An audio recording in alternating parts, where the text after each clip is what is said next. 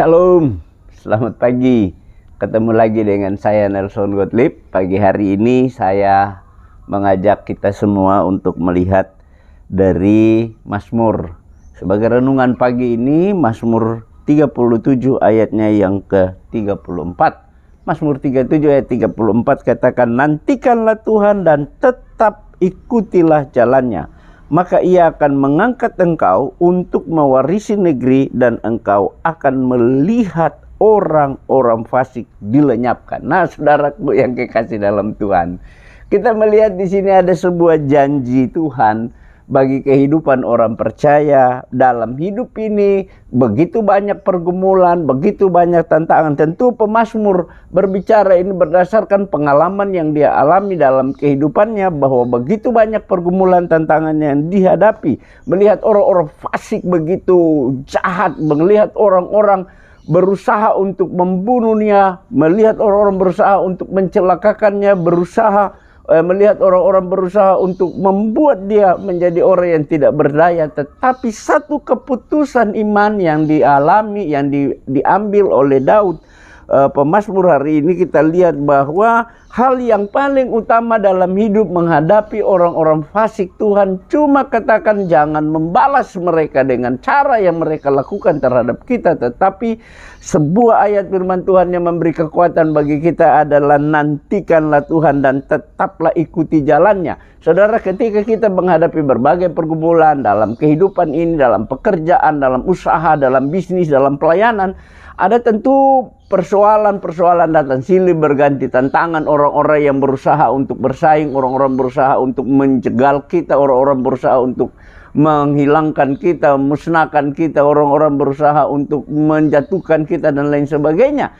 Jangan gentar hatimu. Apa yang Tuhan katakan di sini, sebagai orang yang percaya kepada Tuhan, sebagai orang yang benar-benar berharap kepada Tuhan, Alkitab memberi jaminan kepada kita, nantikanlah Tuhan dan tetap ikuti jalannya. Sepanjang kita berjalan menantikan cara Tuhan, tindakan Tuhan, langkah yang Tuhan akan ambil untuk menolong kita, dan terus kita berjalan di rel firman Allah, ikuti jalannya. Artinya bahwa kita melangkah berjalan dengan kebenaran firman Allah yang akan menuntun hidup kita, yang akan membuat kita berhasil, yang akan membuat kita berbahagia, yang akan membuat kita berkemenangan. Ketika orang berjalan mengikuti Tuhan, menantikan cara Tuhan, menantikan Allah bekerja, jangan mendahului Tuhan.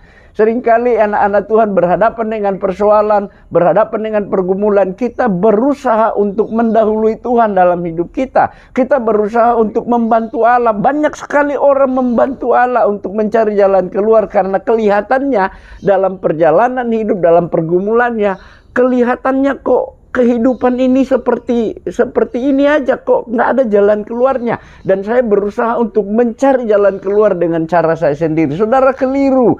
Karena setiap orang yang berusaha membantu Allah, dia akan menemui masalah dan dia akan membuat masalah yang berkepanjangan. Kita lihat di dalam Alkitab bagaimana orang-orang berusaha membantu Allah, tidak mau menanti Tuhan. Sarah contohnya, ketika dia dijanjikan akan memberikan, Allah akan memberikan anak, dan melalui Sarah lah bangsa Israel akan berkembang besar menjadi bangsa yang satu, bangsa yang besar, yang jumlahnya seperti bintang di langit dan pasir di laut yang tidak bisa dapat dihitung. Satu kekuatan yang besar. Tetapi menanti janji itu tidak gampang. Sarah akhirnya melihat kelihatan tidak mungkin, dan dia berusaha membantu Allah dengan caranya. Yang terjadi, saudara, adalah sesuatu yang fatal, dan akibatnya sampai hari ini ada permusuhan yang sangat besar.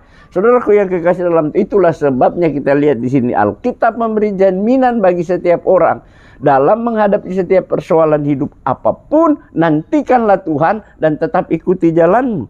Ketika kita menantikan Tuhan dan kita mengikuti jalan-jalannya Tuhan, melangkah dengan caranya Tuhan, saudara melihat janji Tuhan adalah ia akan Ia akan mengangkat engkau untuk mewarisi negeri, dan engkau akan melihat orang-orang fasik dilenyapkan. Ini semua janji yang luar biasa. Asal saja kita mau menunggu, menanti dengan sabar. Karena penantian yang sabar dan tetap ikuti jalannya Tuhan, Anda akan melihat bagaimana Tuhan melakukan hal-hal yang jauh lebih besar, yang tidak terpahami, yang tidak terpikirkan sebelumnya, dan kita akan melihat sesuatu yang besar di depan terjadi dalam kehidupan kita. Tuhan Yesus memberkati kita. Ketemu lagi dengan saya besok pagi.